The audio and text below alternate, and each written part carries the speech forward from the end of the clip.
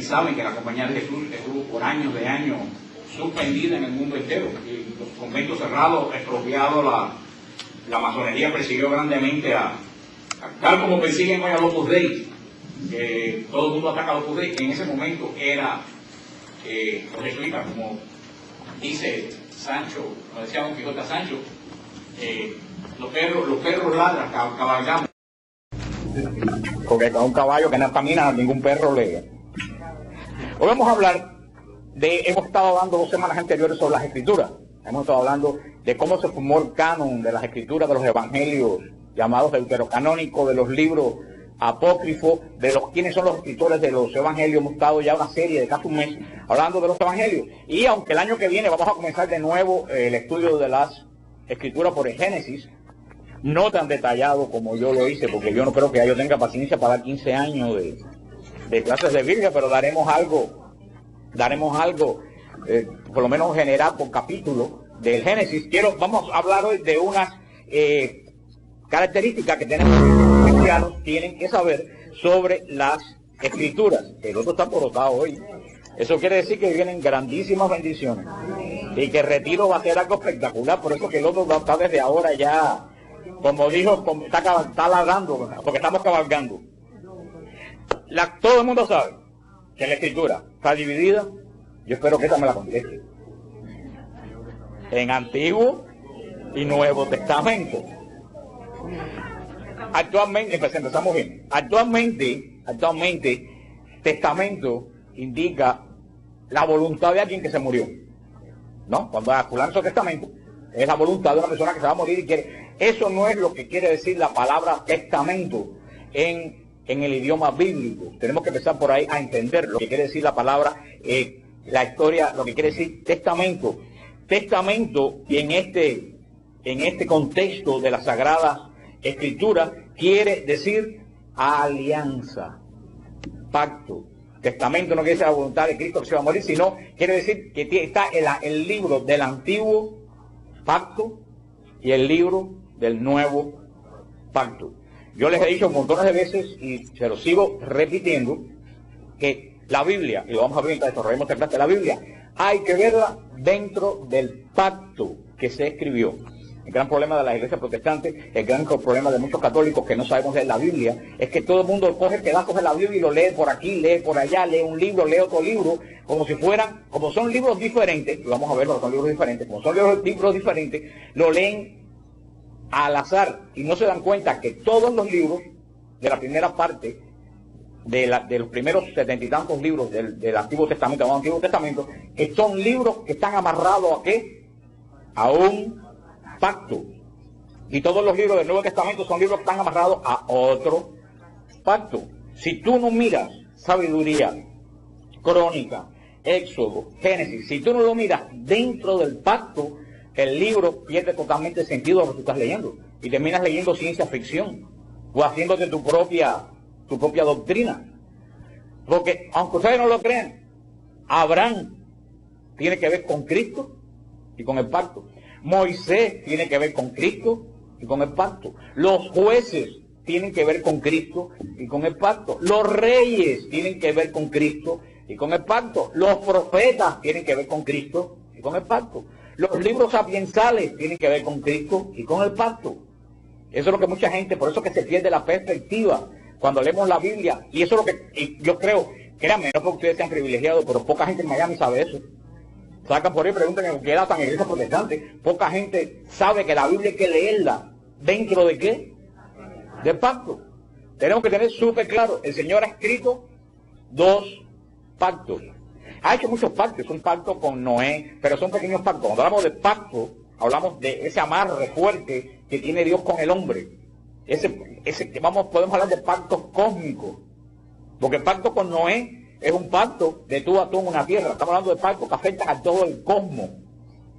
El primer pacto que se hace en el Antiguo Testamento, todo pacto tiene una finalidad, todo contrato tiene una finalidad. Yo no hago un contrato abierto a ver qué cae o qué compro. Ustedes pueden ir al banco y decir, un contrato para ver qué voy a comprar. No, el banco te dice, dime que tú vas a comprar. Y cuando tú le dices que vas a comprar, manda qué cosa, un surveyor, que vea si de verdad vale. O sea, ahí tiene que haber un aval. El pacto, el primer pacto tiene un aval, no es un pacto a lo loco. El primer pacto apunta únicamente a Cristo. Y cuando el pacto apunta a Cristo, apunta a algo específico, a la redención. El primer pacto solamente tiene el objetivo, la redención. Por eso cuando Cristo muere en la cruz, el pacto se acaba. Y cuando el pacto se acaba, no queda nada pendiente para el otro pacto. Si ustedes terminan un contrato con el banco de un carro que compraron, si a ustedes le quedan 3 pagos atrasados, ¿le dan el contrato? ¿Qué le exigen? ¿Que liquiden? 0, ¿no? Bueno, el antiguo pacto se liquidó. ¿Dónde se liquidó? En la cruz de Cristo. Cuando Cristo dice, todo se consumó, quiere decir que el pacto completo se cumplió, se gastó y se acabó. Cristo lo que quedaba pendiente de los pagos de nosotros, ¿quién lo pagó? Cristo, por cosainer. Por eso, no hay profecía de Daniel, no hay profecía de Isaías que se vayan a cumplir en el 2025. Todas las profecías del Antiguo Testamento apuntaban a Cristo y se cumplieron con la muerte de Jesús, y las palabras de Jesús son claves. Así termina el Antiguo Pacto.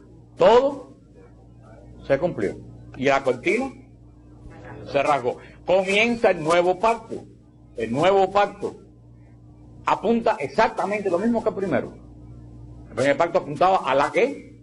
A la redención. El segundo pacto apunta a lo mismo, al cumplimiento de la redención. Porque la redención, aunque a ustedes me entiendan, no digan que estoy diciendo lo que no es, de en cierta forma la redención está hecha, pero la salvación no está completa. Fíjense, la redención está hecha. Cristo nos redimió, nos dio posibilidades de entrar a la presencia de Dios, pero la salvación no está completa.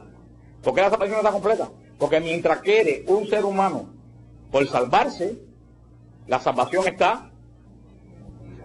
Por eso que Jesús está delante del Santo de los Santos como sumo y eterno sacerdote. Por eso el segundo pacto apunta a la consumación de la salvación. ¿Cuál es la consumación de la salvación? Cuando Jesús venga a juzgar vivos y muertos. Ahí sí pueden estar seguros que toda la obra de Jesús va a estar completa. Por eso dice que al final de la historia Cristo va a entregar el reino al Padre.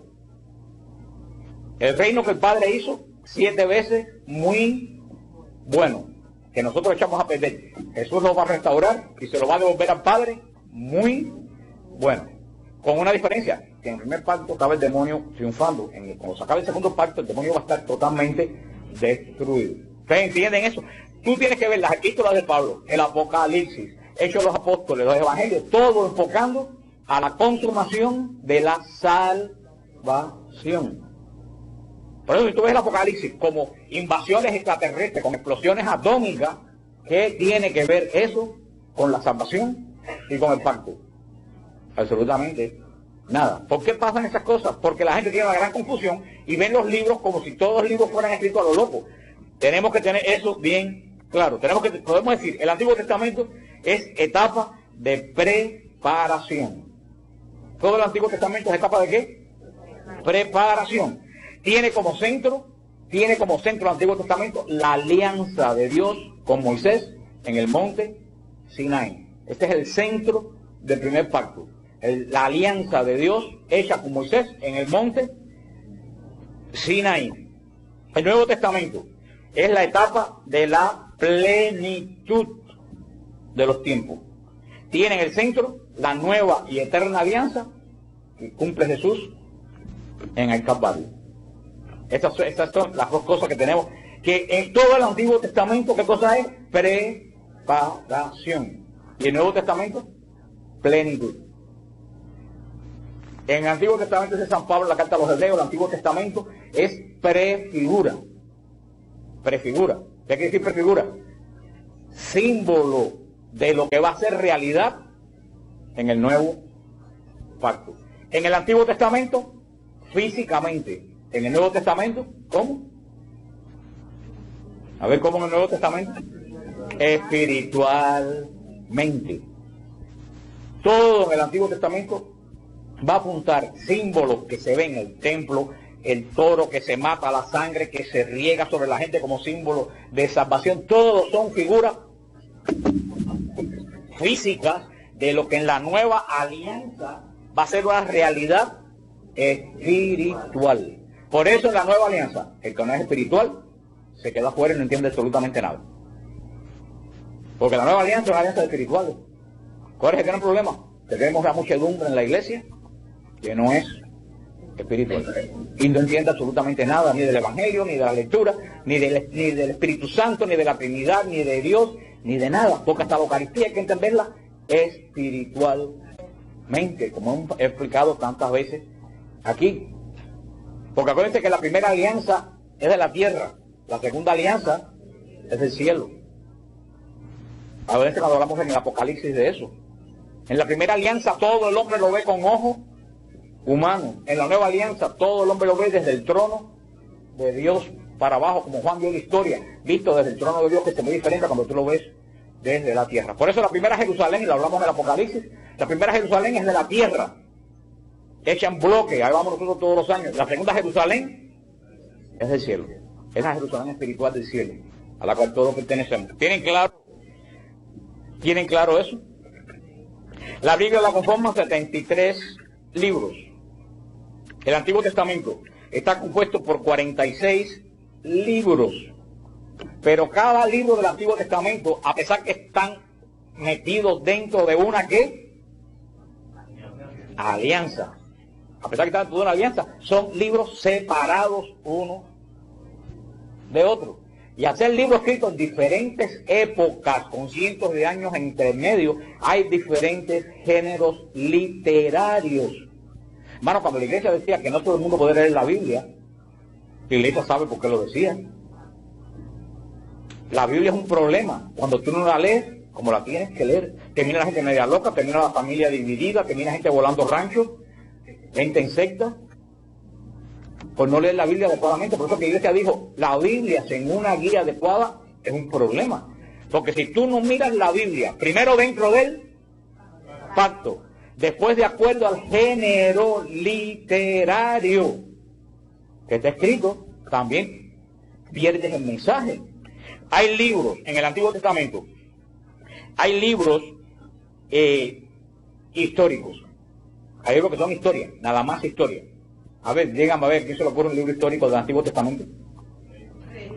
Reyes, Macabeos, Reyes, Crónicas, ¿no? Entonces son historias del pueblo de Israel, pero ojo, esa historia también está dentro del pacto, porque nos narran cómo ese pueblo tuvo que vencer las dificultades para llegar a la plenitud del primer pacto. Hay libros históricos, ya nos mencionaron algunos. Hay libros didácticos. Y ese es otro género. Libro didáctico, el libro, que ustedes lo crean, el libro de Job. Es un libro didáctico. El libro de Job no es histórico. Si ustedes leen, Job ni siquiera es judío. Job es de otra nacionalidad. Job no está en el pacto. El libro de Job es un libro didáctico. El libro de Job enseña a Israel cómo lidiar con el sufrimiento que dice que nos cae y uno no sabe por qué llegó. Por eso los que leen el libro de Job, diciendo, mira que Dios es malo, le mató a los hijos para dar una lección. No, eso no lo hizo. Tú te pierdes que estás viendo eso con ojos humanos. Tienes que sacar de ahí la enseñanza, lo que está diciendo que Dios, que Job lo perdió todo, por eso se cayó la casa. Y le quedaba un pedazo de casa y cuando se perdió, que estaba muy seguro, le cayó una teja en la cabeza y se tuvo que empezar a rascar con la teja. Por eso a veces que digo, Señor, lo único que falta es que me caiga a mí es la teja. Hay veces que yo le digo, mándame la teja, que lo único que falta es que me caiga. Hay libros didácticos. No, me cayó todo, hoy casi me cae. Hay libros, aunque ustedes no lo crean, un libro que puede ser catalogado didáctico, óiganlo, un libro que puede ser catalogado didáctico es Génesis. Porque Génesis nos está dando una enseñanza de cómo Dios creó el universo. Ojo, lo vamos a ver después. El Génesis no habla científicamente cómo Dios creó el universo. Eso es para la ciencia El Génesis habla espiritualmente cómo Dios creó el universo. Por eso los que se ponen a buscar ciencia en la Biblia están perdidos. Dios no quiere enseñar ciencia. Si Dios hace 4000 años le habla del Big Bang a estos hombres cavernícolas, podemos decir, del desierto, ¿qué iban a entender? Nada, si todavía hay gente que no lo entiende. Entonces, ¿cómo Dios? No, Dios va a dar una visión espiritual de la creación. Hay libros didácticos, libros históricos, libros didácticos. Hay libros proféticos. Hay libros proféticos. Los libros de Isaías, los profetas menores que vimos la semana pasada que se celebraban. Hay libros sapiensales, que también son didácticos, pero son sapiensales. Son libros que nos enseñan a nosotros a tener sabiduría. Proverbios, Siracide, sabiduría, todos esos libros. Son libros tremendos. Ustedes los leen y dicen, muchos de los refranes que tenemos hoy en día de nosotros provienen del libro de los Proverbios. Eso es en el Antiguo Testamento. El Nuevo, ahora, en el Nuevo Testamento. El Nuevo Testamento podemos decir que solamente se divide en tres tipos de libros. Primero, libros históricos. Punto. Los evangelios son libros históricos que nos narran la vida y hechos de Jesús de Nazaret. Libros que podemos decir sapiensales o de enseñanza. ¿Cuáles son? Las epístolas. Libro histórico. ¿Cuál es también el libro histórico? Hechos de los apóstoles. Una gran profecía. ¿Qué gran profecía hay en el Nuevo Testamento? Apocalipsis, que es la gran profecía del Apocalipsis. Ahora bien,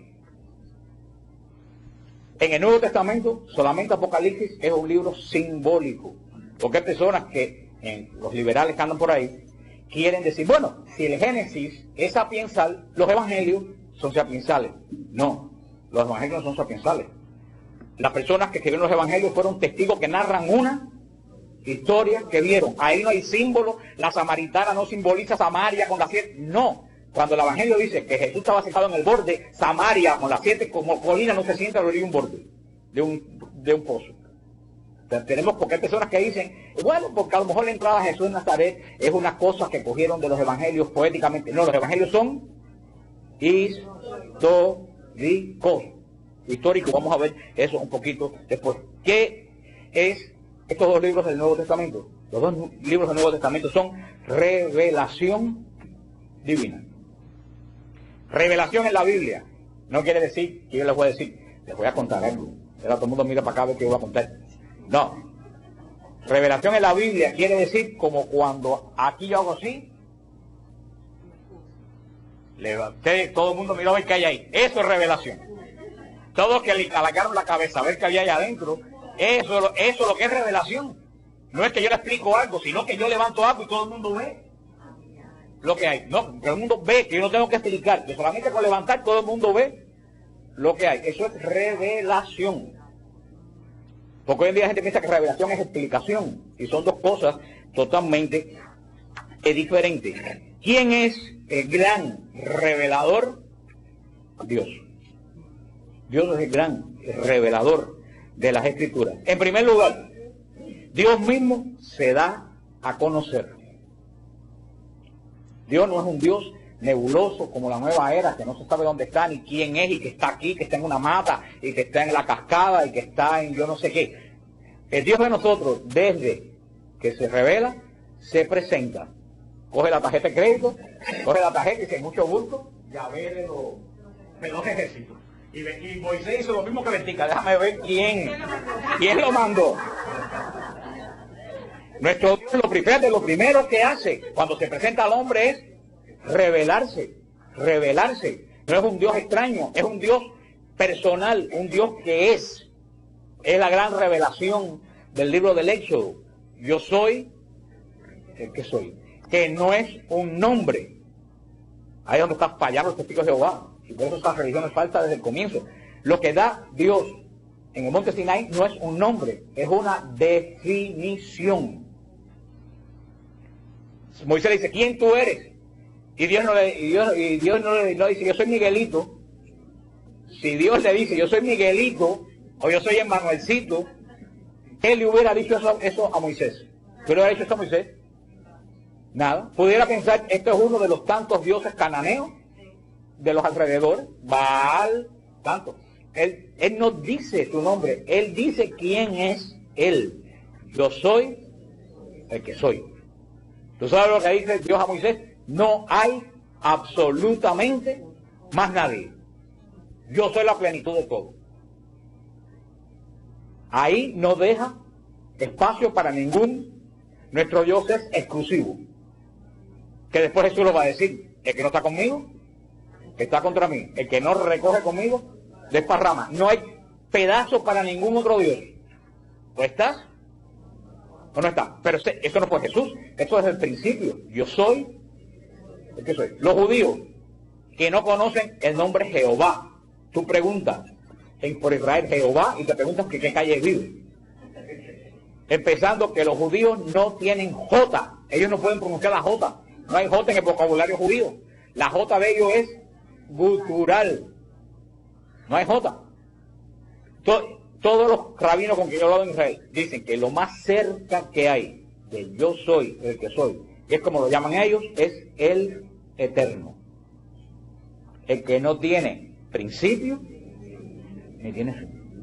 Por eso los rabinos dicen que lo más cerca que hay para poder entender qué quiso decir Dios cuando dijo yo soy el que soy, es que Él es el eterno. Y si ustedes oyen mucho al señor Ben Dayan, que habla mucho por el radio, y otros judíos que hablan por el radio, que tienen muy buenos programas, hay un programa judío muy bueno, La Poderosa, los domingos, que yo lo oigo, muchas veces cuando salgo de la iglesia, ellos siempre que se refieren a Dios como el eterno. El eterno. En primer lugar, Dios se da a conocer Él mismo. Segundo, en la Biblia nos abre su corazón, expresándonos sus deseos y sus planes. Dios le abre el corazón a Moisés. Cuando Israel está adorando becerro de oro, cuando se está formando la de San Quintín, ¿qué le dice Dios a Moisés? Adonai, Adonai. Adonai quiere decir el Señor. Adonai, el Señor. Lento a la ira, abundante en misericordia. Para mí esa es la frase más hermosa de todo el Antiguo Testamento, porque esa frase señala el corazón de Dios de nosotros. Contrariamente a lo que la gente piensa, la gente quiere un Dios rápido en la ira y lento en la misericordia. Queremos un Dios que mande rayos y fuego del cielo. Dios desde el principio eres lento a la ira y abundante en misericordia. Es un Dios que no solo se presenta, un Dios que expresa su corazón. Esa es la mejor definición del corazón de Dios. Lento a la ira, abundante en misericordia. Y así nos llama cada uno de nosotros a ser lento a la ira y abundante en la misericordia. Y no solo eso, nos expresa sus deseos. No es un Dios que viene a estar corriendo atrás para que te diga qué cosas tú tienes que hacer. ¿Qué es lo primero que hace Dios? La alianza con Moisés. Mira, Moisés, aquí está el código de conducta. Es lo primero que hace Dios. Yo quiero que ustedes se rían. Este es mi deseo. Cúmplanlo. Es un Dios que nos abre el corazón, que nos da a conocer su deseo, su voluntad y sus planes. ¿Cuál es el plan de Dios desde el principio? A ver, no voy a rifar un viaje a Israel, no vaya a ser que alguien se lo saque como el otro día. El plan de Dios es la salvación. No, yo no dije que iba a dar nada. Procura, mira, ponte de acuerdo con Rosana ahí para que ella hace su lista aparte para tu viaje y busca descuentos a ver qué te busco, porque a mí ni descuentos me dan. Mira, ya por decir bobería se me fue el hilo lo que estaba diciendo yo. La plan de Dios. Mire, hermano, hay una rama de los protestantes que creen en la predestinación. Hay una rama protestante, los calvinistas creen en la predestinación. ¿Qué cosa es la predestinación? Algunos protestantes dicen que tú naces ya marcado para el infierno o naces marcado para el cielo.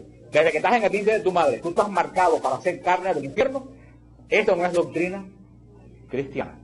Yo no puedo creer que Dios cree una persona para la condenación. Eso es una doctrina de una gran parte de los protestantes, de doctrina calvinista. La predestinación. Calvino la predicaba. Para mí eso no es doctrina. El diablo se le apareció a Santa Teresa.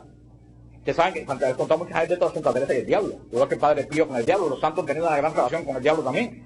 Y el diablo estaba Santa Teresa orando. Y el diablo se le apareció y le dijo, ¿para qué tú oras tanto? Tú no te das cuenta que si tú eres salva, no te hace falta la oración. Y si eres condenada, tampoco, porque por mucho que reces, te vas a condenar. Y por mucho que reces, te vas a saltar. Y Santa Teresa le dijo, mira lo que te voy a decir. ¿Y para qué tú vienes a molestarme? Si yo estoy condenada, tú no tienes que venir, yo voy a ir solita. Y si estoy salvada, conmigo tú no tienes nada que hacer. Lo que le quiero decir con esto, yo sí creo en la predestinación. Ojo, yo creo que todo ser humano nace predestinado a la salvación. Todo hombre es creado y nace predestinado a la salvación. Y por su libertad propia, al escoger mal, se condena. Pero todo hombre, Dios lo crea como principio. ¿Por qué Dios se manifiesta a Israel? Porque podemos decir, y este es el meollo de toda la Biblia, ¿cuál es el origen de la Biblia? ¿Cuál es el origen de la redención? Por eso hay un canto muy antiguo de la iglesia que dice, feliz culpa que nos trajo tal Redentor. Dice, bendito pecado que nos trajo a Cristo, porque si no llegaba el pecado, Cristo no se hubiera encarnado. Hay un himno de la Pascua muy hermoso que dice eso, porque ¿cuál es el origen de la encarnación? ¿Cuál es el origen de la Biblia? ¿Cuál es el origen de Israel? ¿Cuál es el origen de la iglesia?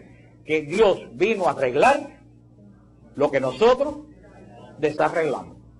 Por eso desde el comienzo del Génesis, que es el comienzo del plan de Dios, está en la mente de Dios un personaje que hoy las hermanas cantaban ahí. ¿Quién? María. Desde el comienzo de la creación, junto con Cristo, cuando Dios pensó en Cristo hombre, tuvo que pensar en la madre de Cristo hombre. Y tuvo que haber pensado en esta muchacha que iba a ser la madre de Dios. Desde el comienzo, por eso desde el comienzo de Génesis, la primera protoprofecía, enemistad entre ti y la mujer. Ya María estaba en el plan de Dios desde el primer paso que dio en la creación. Está María en el plan de Dios. Nos abre su corazón prestándonos sus deseos, su voluntad, sus planes, sus designios de salvación. Nos da a conocer el camino que nos conduce a la salvación. Dios nos da a conocer el camino que conduce a la salvación. A Israel se lo demostró por medio de la... ¿Qué cosa? Ley. De la ley. Dios le dijo, si tú cumples esto, tú vas a tener vida en abundancia. Cuando llegó la plenitud, esa ley se convirtió en ¿qué? En Jesucristo. O sea, para nosotros, el camino de la salvación, ¿quién es? Dios mismo. No es un Dios que se fue allá arriba y trazó un plano y nos lo dio. Es un Dios que vino y nos dio el ejemplo de cómo tenemos que vivir. Es como esa gente que están construyendo una casa y se quita la camisa y se mete con los trabajadores a cargar ladrillo siendo el dueño de el que está pagando. Es como el famoso padre Damián, que para poder entender los leprosos se inyectó el virus de la lepra, estando sano, para poder tener compasión y sentir lo que sentía. Eso es lo que hizo Cristo. Cristo se inyectó el virus de humanidad de nosotros, que no tiene necesidad ninguna de venir a pasar todo lo que pasó desde que nació.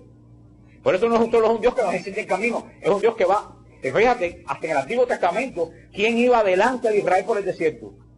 Dios. Desde que Dios salió, desde que Israel salió de Egipto, delante iba Dios. ¿Quién va delante de nosotros en todo el camino de nuestra salvación? Cristo. Cristo. ¿Cómo se revela Dios? Sabemos que la Biblia es revelación de Dios. ¿Cómo se revela Dios? Dios se revela de dos formas. De obras y de palabras. Dios se revela de dos formas. De obras y de palabras. ¿Cuál es la mejor revelación de Dios? La que la obra y la palabra están unidas. Ni obra sola, ni palabra sola. ¿Dónde se unen las obras y la palabra? En Jesucristo. En Jesucristo se une la palabra de Dios con la obra. Esto es muy profundo, ¿ustedes entienden eso? En Jesús se une la palabra de Dios con la obra. Porque hay un misterio muy grande en la Trinidad, que yo no quiero entrar en la Trinidad, porque eso es prohibido. En la Trinidad lo único que uno puede hacer es, mira, y pegar la cabeza en el piso, quitarte la sandalia. Pero hay una cosa que es muy hermosa. Cristo, ¿cómo se llama Cristo entre la encarnación? Palabra, verbo. Y yo leí un libro que decía eso. Así como que yo les digo a ustedes, vamos a terminar la clase. ¿Y qué sucede? Termina la clase. ¿Por qué? Porque yo les digo a ustedes, ¿qué cosa? palabra. La palabra de Dios, de una forma que nosotros lo conocemos, es Cristo. Lo que para ustedes es una orden auditiva, Dios hace un ser totalmente diferente. Cuando Dios habla, ¿qué sale de él? Cristo. Podemos decir que Cristo es la voluntad de Dios expresada. Cristo es la voluntad de Dios expresada. Es el verbo. Porque no es palabra estática, no es palabra que se sienta ahí para que la adore, no, es una palabra que siempre está. Fíjate que cuando Dios dice Génesis, que lo crea en la Biblia, no lo crea con las manos como los incas, o como la gente de Chichen Itzá, que creen los hombres de maíz. Dice, hágase, hágase, hágase, hágase, hágase. ¿Con qué crea Dios todo? Con la palabra. Ese hágase, ¿quién es? Cristo, el verbo. No lo podemos entender si pensamos humanamente, pero acuérdense que estamos hablando de un ser que nosotros no entendemos absolutamente nada. Así como una hormiga, a lo mejor ve que de buena primera, yo digo, yo grito, sale todo el mundo corriendo, y la hormiga dirá, no entiendo qué pasó ahí, porque ella no sabe lo que estoy diciendo, y que ustedes entendieron, nosotros no entendemos lo que dijo Dios y que salió de... Es misterio, pero para que ustedes tengan una idea. Yo sinceramente creo que todas estas cosas deben ser explicadas a la iglesia. Yo creo que se pierde mucho tiempo hablando bobería. Sermones que tú sales y tú no aprendiste nada, ni entendiste nada, ni creciste nada, y no lo digo yo, lo digo el Papa. El Papa Juan Pablo II dijo que los sermones en la Iglesia Católica no transformaban a nadie porque no se preparaban bien preparados. Hoy me escribió un diácono de WTN diciendo que le explicara le di un manual para predicación, para hacer sermones. Le dije, hermano, si tú quieres manual de la predicación, arrodíllate y ora. Porque dijo San Juan de Ávila que el que predica debe gastarse más las rodillas orando que los ojos estudiando. Porque tú puedes estudiar mucho y cuando llega la hora de decir no sabes decir nada ni poder articular tus palabras. O sea que lo que sale por boca del predicador es lo que el Espíritu Santo. Ahora tampoco tú puedes ser un burro, porque el Señor nos saca de la cesta de los panes, por lo menos habían 2 panes.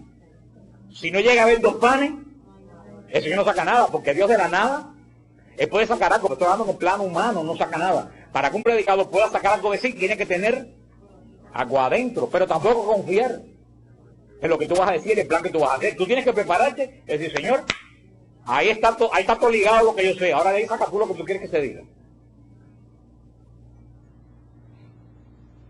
Como una vez un hermano que anda por aquí, que no voy a mirar para no evitar problemas, le dijo, no sé por dónde está, le dijo un sacerdote, le paró, sí, muy inocente, como tú sabes, como los niños se paran, se paró delante del sacerdote y dijo, padre, usted ora.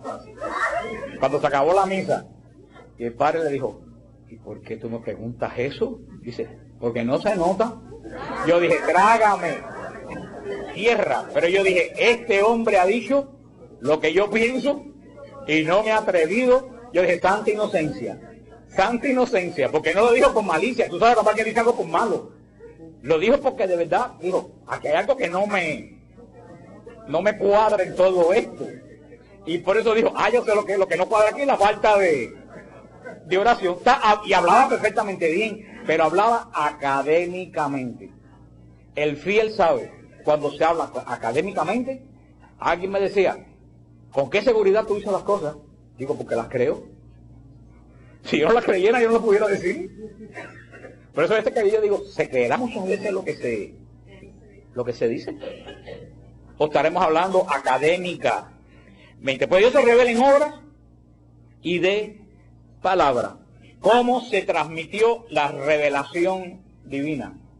Esta revelación de Dios del comienzo, y aquí tenemos que tener algo bien claro. Primero se transmitió oralmente. Israel por siglos de siglos no conoció la escritura hasta el periodo babilonio. Es cuando se vino a oficializar con los escribas que lo tomaron de Babilonia.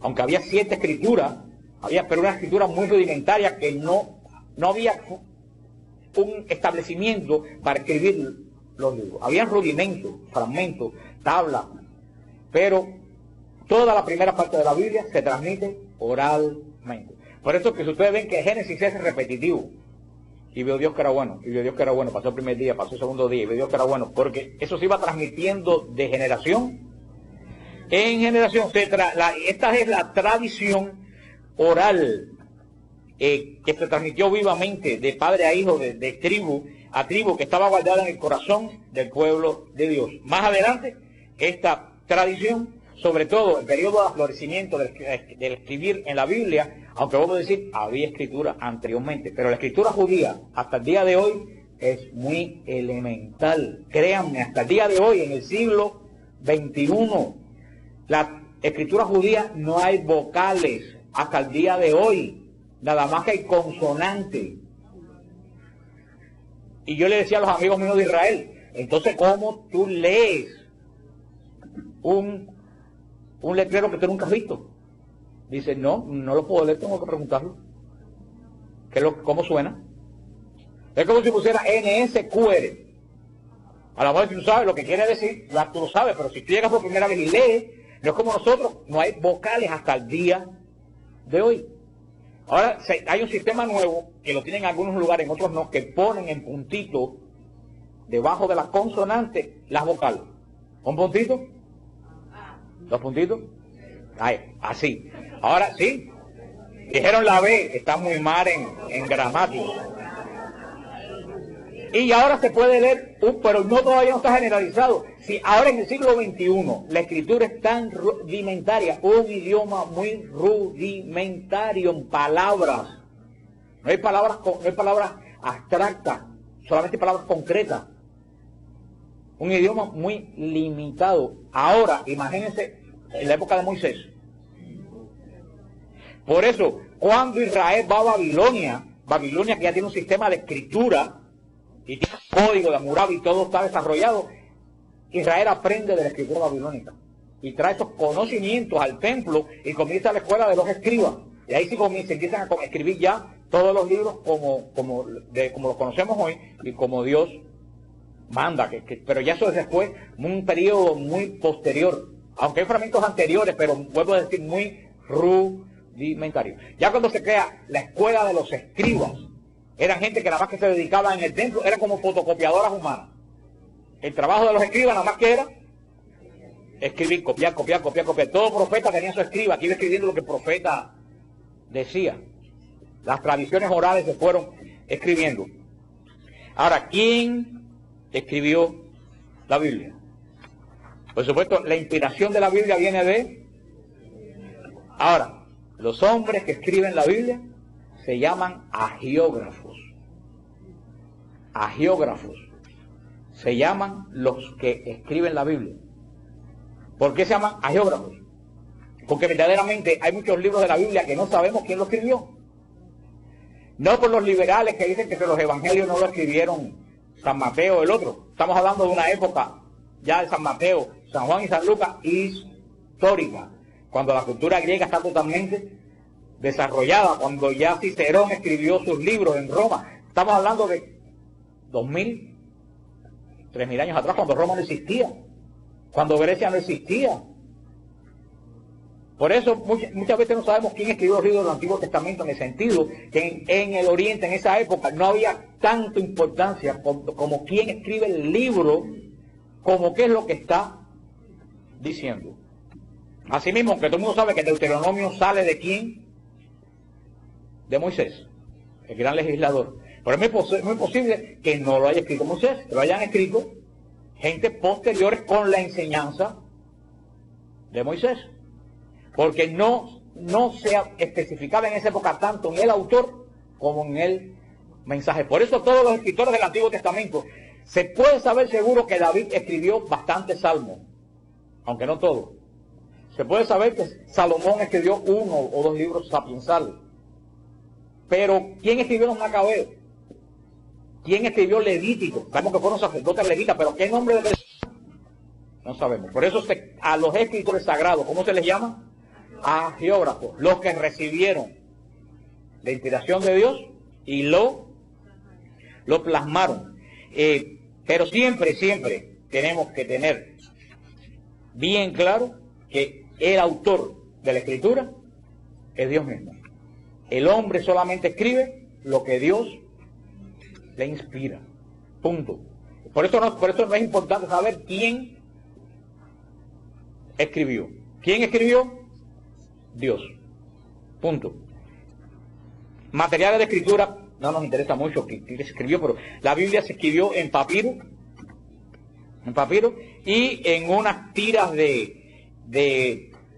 como de una especie de cuero, que se llama pergamino, pero es una especie de cuero animal que había en la época. Por eso que muchos libros de la Biblia hoy no se encuentran, a no ser lo que les expliqué la semana pasada, porque en tantos avatares, Jerusalén fue totalmente destruida hasta abajo, quemada. Cuando los macabeos, cuando la época Antíoco Epífanes invadió Jerusalén, todo el templo fue profanado, todo fue, o sea que Jerusalén ha sufrido muchos avatares, pero esos eran los materiales que se escribió la Biblia. ¿Cuándo se empieza a escribir la Biblia?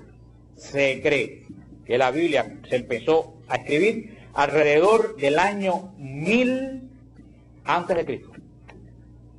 No que ocurrió que se hizo un intento de empezar a escribir de alguna forma y se terminó de escribir. Dicen los historiadores que en el año 95 de nuestra era con el Apocalipsis. Yo creo, para mí, por todo lo que expliqué cuando veo el Apocalipsis, para mí el Apocalipsis se escribió cerca del año 70, antes de la destrucción del templo. Pero en el año 70 o el 95 eso no es importante. Conclusión es que la Biblia se escribió en un periodo de 1100 años, vamos a decir. Hermano, acuérdate que es un libro que se comienza a escribir en el año 1, un ejemplo, y se termina en el año 1100. Todo ese tiempo, o sea, no es un libro que alguien se escribió, pum, y lo escribió de un tirón. Es un libro. Por eso, ustedes entienden, que es muy interesante, que en el Génesis de la Biblia, esto es muy importante, hay dos traducciones, que vamos a explicarlo cuando estudiemos el Génesis. Por eso la gente dice, ¿por qué la creación? Hay dos relatos de la creación. Uno vio a Dios que era bueno, y otro cuando Dios crea al hombre de fango y lo sopla.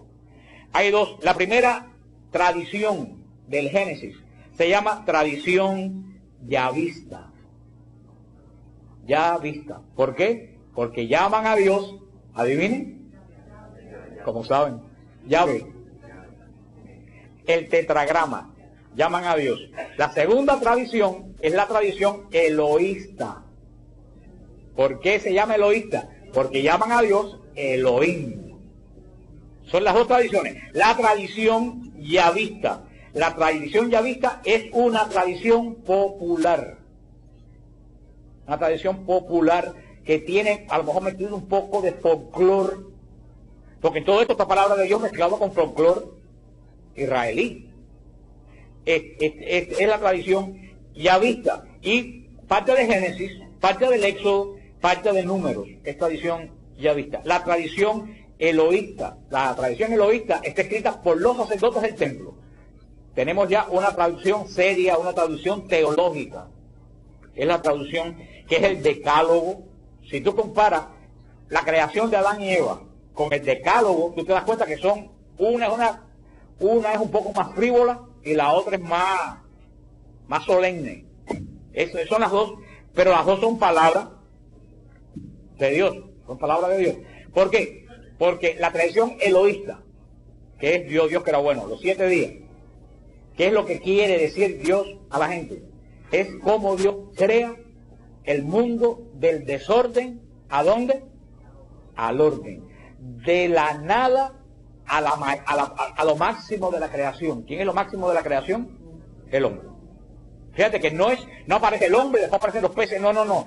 Esa es totalmente ordenada, hasta desde el punto de vista de creación, de la evolución de la materia, empieza la vida en el mar, va subiendo para los vegetales hasta que llega al hombre. Fíjense que no es contradicción si tú sigues el ritmo de la creación.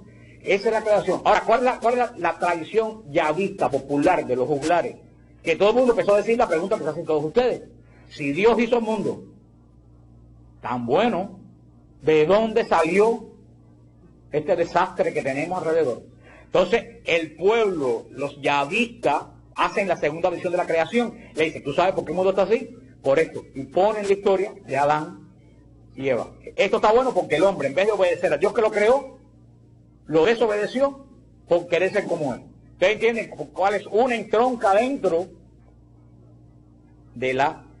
Yo estaba pensando el otro día, la gente dice que hay vida humana por otro lugar, humana no, otro tipo de vida inteligente.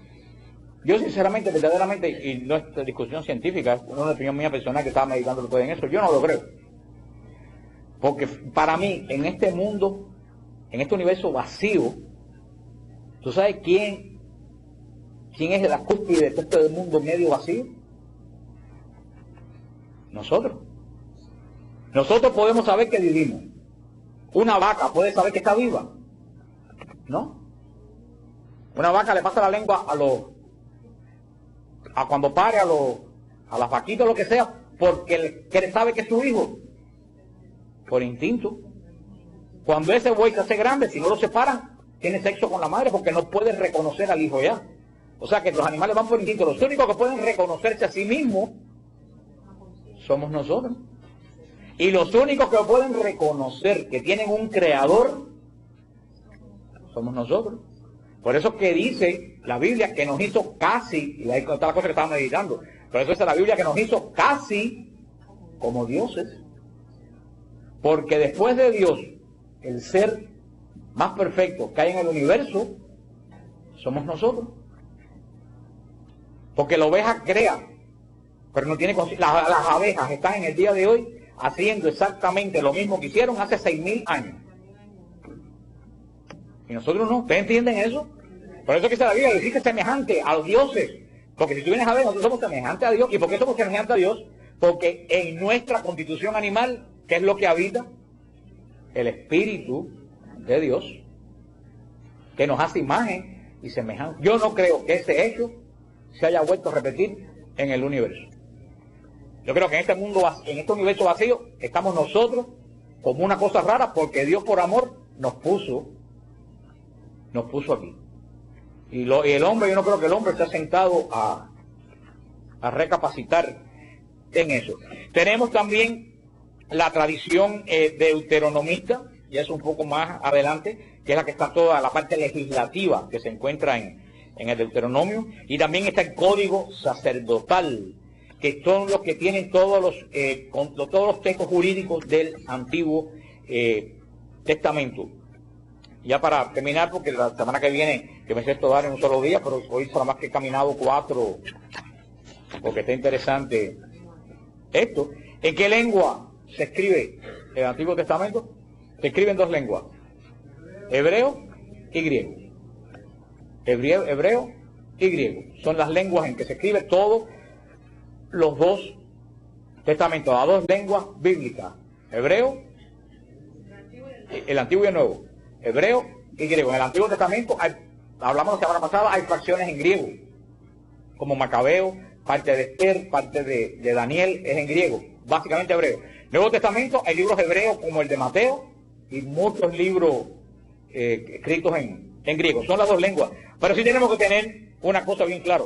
La inspiración de la Escritura es del Espíritu Santo. Toda la Escritura, desde la primera palabra del Génesis. ¿Cómo comienza la Biblia? En el principio. Por eso el libro de Génesis en hebreo se llama Bereshit. Porque Bereshit quiere decir en el principio. Se llama el libro del principio. En el principio, desde el principio. La primera palabra de la Biblia, en él, y la última, amén. Mira, que vengo pronto. Es la última palabra. Mira, que vengo pronto. Todo desde ahí hasta la última, toda la Biblia es inspiración de quién, lo cual quiere decir garantía de inerrancia. ¿Qué cosa es garantía de inerrancia? No hay error. ¿Hay errores gramaticales? A lo mejor hay errores gramaticales. Cuando está hablando que no hay error, es que no hay error en la revelación que Dios nos ha dejado a nosotros. No quiere decir que la historia no, a lo mejor no se equivocó, pasó primero o después. Estamos hablando, cuando estamos hablando de error espiritualmente, no hay error en... ¿Qué es lo más importante? ¿La parte histórica de la Biblia o la revelación espiritual de Dios? En la revelación espiritual de Dios no hay error. La Santa Madre Iglesia, junto con todos los apóstoles, con todos los padres de la Iglesia, siempre ha dicho, desde todos los concilios, hasta el catecismo de la Iglesia, que todos los libros de la Biblia son inspirados por el Espíritu Santo. Y por eso todos son dignos de veneración. Una última cosa, que nos quedan 5 minutos, ¿qué es la inspiración? La inspiración, dice aquí en esto que saqué, es la acción que el Espíritu Santo ha ejercido sobre los escritores sagrados. Esa es la inspiración. Todo lo que el Espíritu Santo ha movido a los escritores sagrados a escribir constantemente, eso es lo que es la inspiración. La Sagrada Escritura tiene un canon. Eso lo vimos la semana pasada. ¿Qué cosa quiere decir canon? Canon quiere decir registro, regla, índice. Por eso cuando se dice hay una canonización, ¿qué es lo que quiere decir? Que a esa persona la están inscribiendo en el registro de los santos de la Iglesia. La canonización no es una ceremonia misteriosa para hacer una persona que no era santa para hacerla santa. El Padre Pío, cuando llegó, que tiene la canonización, hacía 40 años que ya era santo. Si no, nunca hubiera llegado a la canonización.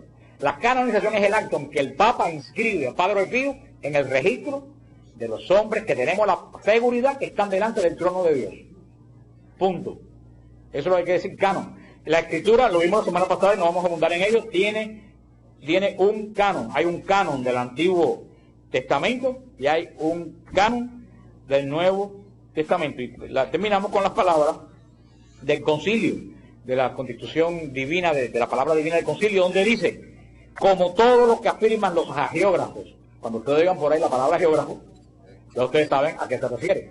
Como todo lo que afirman los hagiógrafos o autores inspirados, lo afirma el Espíritu Santo, entonces se sigue que los libros sagrados enseñan sólidamente, fielmente y sin error la verdad que Dios hizo consignar en dichos libros para nuestra salvación. Ahí está aquí de la cosa, eso no está escrito ahí para que cualquiera lo estudie, todo lo que está escrito aquí está escrito para nuestra salvación.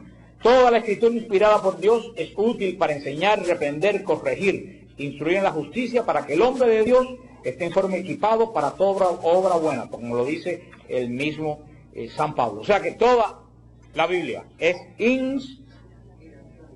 Pero vuelvo a decir, no es inspiración para que yo diga, ay, qué bonita, no es inspiración puesta para... ¿Cuál es el objetivo de esa inspiración? Mi salvación. Buscar en la Biblia otra cosa que no sea mi salvación. Y lo último, antes que se me vaya, ya yo terminé, que ya voy a doblar esto para que vean que termine.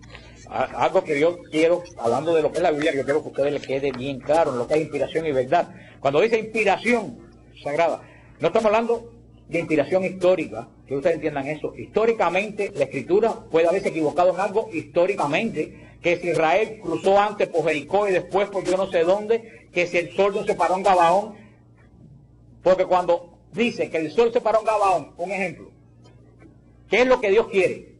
Que la gente se entere de un fenómeno solar. Ahora viene mi pregunta. A mi salvación, ¿qué me interesa a mí un eclipse de sol? ¿Me interesa algo para mi salvación?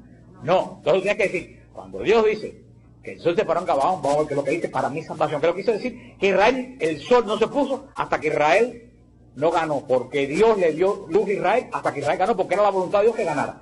Usted me entiende cómo hay que leer la Biblia, no haciendo énfasis que si la historia, que si históricamente puede haber error. Lo que es inspirado es el mensaje de ¿qué? De salvación, porque la Biblia no es un libro histórico. Científicamente pueden haber errores, sí pueden haber errores científicamente, porque la Biblia no es un libro científico. Ahora, el mensaje que Dios escribió para mi salvación, ¿puede haber error? No. lo que revela Dios de sí mismo, ¿puede haber error? No. ¿Ustedes entienden eso? Porque hay gente que dice, ay, pero mira, me dijeron que si entonces, que si los monos, que si esto, que si lo otro, ¿qué pintan los monos en el plan de mi salvación? ¿Qué pintan los dinosaurios en el plan de, aunque hay algunos dinosaurios por ahí que estorban en el plan de la salvación, pero este es otro tipo de dinosaurio? ¿Qué? ¿Usted me entiende lo que yo quiero que ustedes entiendan? Por eso, otra cosa, y es la última, muy importante para ustedes que leen la Biblia. Hay un solo mensaje bíblico, porque hay una sola verdad. Punto. Hay una sola verdad. ¿Cuál es la verdad? Que esto es un llavero. Yo le digo a ustedes, no, esto es un pavo de Thanksgiving. Y de verdad que yo estoy loco, veo que aquí hay un pavo, y mira que aquí está en la cresta, y aquí está. Y yo lo creo, porque estoy alucinando. Esa es una verdad parcial, porque la veo yo, pero es una verdad real. ¿Cuál es la única verdad que hay posible aquí? Que esto es un llavero. No hay varias verdades. Por lo tanto, el Espíritu Santo en doctrina no puede revelar más de una verdad en toda la Biblia. O sea que esta iglesia no puede tener una verdad diferente a la verdad de la otra iglesia en doctrina. Porque Dios no puede revelar dos verdades diferentes porque una verdad contradice. Ahora, la Biblia puede hablarle una cosa a Germán, una cosa a Bertico, una cosa a Isabel, una cosa a Rosana, una cosa a Marilu, una cosa a Mirta, una cosa a Gloria. Puede inspirar espiritualmente cosas diferentes de la misma lectura, pero no doctrina. Yo puedo coger un texto del Evangelio y dar un retiro hoy basado en ese texto, hablando de este punto. Y yo puedo coger el mismo texto y hacer un retiro el año que viene, con el mismo texto, moviéndolo a otro punto inspiracional para ustedes. ¿Ustedes entienden lo que yo quiero decir? Pero no puedo dar dos doctrinas, porque la doctrina, ¿entiende lo que quiero decir? La Biblia tú la puedes leer inspiracional para ti, y Dios y por eso se hacen las lecciones divinas, y por eso se hacen las cosas que tú lees un pasaje bíblico y cada cual dice lo que Dios te dijo, lo que te dijo a ti, a tu espíritu, pero no que a esta le dijo una doctrina y a este le dijo otra doctrina, porque entonces Dios estaría totalmente loco. ¿Ustedes entienden cuál es la diferencia? Doctrina solamente puede haber una. Ahora, inspiracional, yo puedo leer el Salmo y cada vez que leo el mismo Salmo, Dios decirme algo totalmente diferente, de acuerdo a la situación, de acuerdo a... Pero en doctrina, no. Doctrina tiene que haber, Dios no puede revelar dos doctrinas de una misma cosa, porque si hay dos doctrinas de una misma cosa, habrá una doctrina bien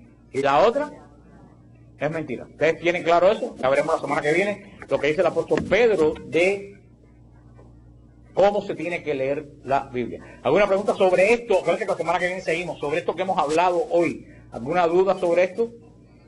La palabra ageógrafo, eso es compuesta, eso viene de latín, la palabra... Sí, grafo es quien escribe, y ageo quiere decir Dios Santo, el que escribe lo de Dios Santo, el que escribe lo del Santo. Sería, no hay traducción completa porque sería lo que se escribe del Santo, que no nos dice nada. Lo que nos puede decir es el escritor sagrado, el escritor que escribe la palabra de Dios. Porque grafo quiere decir, y agio, como se canta en la iglesia de nosotros, agio teo, agio giro, agio tanato, Dios santo, Dios poderoso, Dios bendito. Agio quiere decir santo.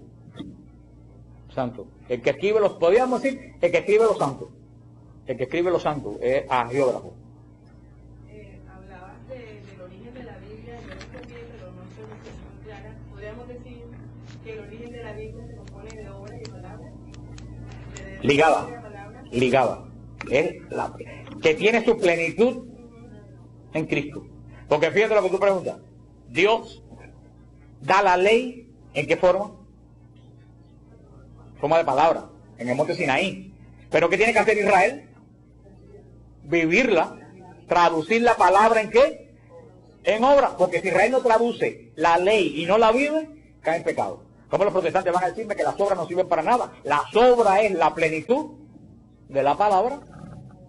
No puede haber palabra sin obra, no en Dios. En Dios, la palabra y la obra están ligadas. Dime. Yavista, porque, mira, me hizo aclarar esto. La parte yavista menciona a Dios como Yahvé. el tetragrama. No, yo sí lo dije. Y la elohimista menciona a Dios como Elohim. Elohim quiere decir el Altísimo. Elohim es un nombre que además que se utiliza en el templo en la adoración a Dios. El judío nunca va a decir Elohim a Dios. El judío lo va a decir a Dios Adonai, es el más que se usa, Adonai. Cuando se habla a Elohim es cuando están orando. Tú Elohim, el grande, el Altísimo. Pero cuando la gente habla, no, porque Adonai. ¿Tú me entiendes? Elohim es una palabra santa, sacerdotal del templo. ¿Quién? Dime. No sé si lo que voy a preguntar es pero ¿María sería una doctrina o sería ¿Perdón? Pero que no es que no te entiendo, que no te oigo. María sería Sí, una doctrina? que si tenía una doctrina. Sería considerada Pero no te entendí nada. Déjame venir aquí a decir una cerca de entiendo. Pero dejen hablar a Yahvé con Moisés, no haga que no haya. Claro que María es considerada una doctrina. Por supuesto que María es considerada una doctrina. En el plano, yo te digo, háblame de la Navidad sin hablar de María. Háblame de la encarnación sin hablar de María. Háblame de la anunciación sin hablar de María. Háblame de la cruz. Mira para la cruz a ver si a quién tú ves al lado. O sea, que diga que María no es doctrina, ¿por qué las otras iglesias? Por un problema espiritual. El demonio odia dos cosas ferozmente: María y la cruz. Si tú conoces a alguien que odia a María y la cruz, se parece mucho a alguien a quien yo no quiero por el lado mío. ¿Alguna otra pregunta? ¿Alguna duda sobre esto? Ya que han habido preguntas muy buenas. ¿Alguna duda sobre esto? ¿O todo lo demás está claro? Bueno, pues está claro. ¿Hay algún anuncio, Mildred? A ver, anuncio. Acuérdense que ya a partir de este martes, a partir de hoy a las 10:08 de la noche, quien no liquide el retiro pasa. Yo quiero obras, no palabras.